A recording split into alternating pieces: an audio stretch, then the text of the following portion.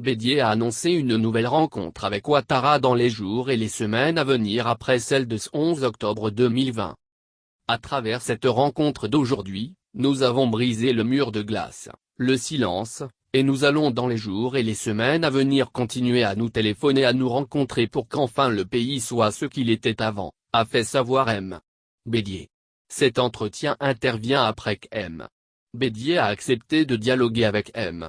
Alassane Ouattara, qui après sa réélection pour un autre mandat, a demandé à rencontrer le président du Parti démocratique de Côte d'Ivoire, PDC, pour un échange franc et sincère. L'opposition, qui acclamait ne pas reconnaître le scrutin présidentiel du 31 octobre 2020, a appelé ses partisans à la désobéissance civile et à empêcher le vote.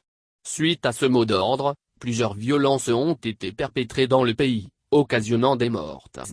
Bédier et Afine Guessan, chef du Front populaire ivoirien, FPI, opposition, tous deux candidats, ont refusé de participer à l'élection présidentielle du 31 octobre 2020, estimant que les conditions n'étaient pas réunies pour un scrutin crédible. Après la création du Conseil national de transition, présidé par M. Bédier, qui devrait mettre en place un gouvernement de transition, le gouvernement a brisé cet élan, imposant un blocus aux résidences de certains leaders de l'opposition. Dans un communiqué, le PDC a demandé la libération des responsables de l'opposition en détention ainsi que ceux de la société civile et l'arrêt des poursuites judiciaires à leur encontre.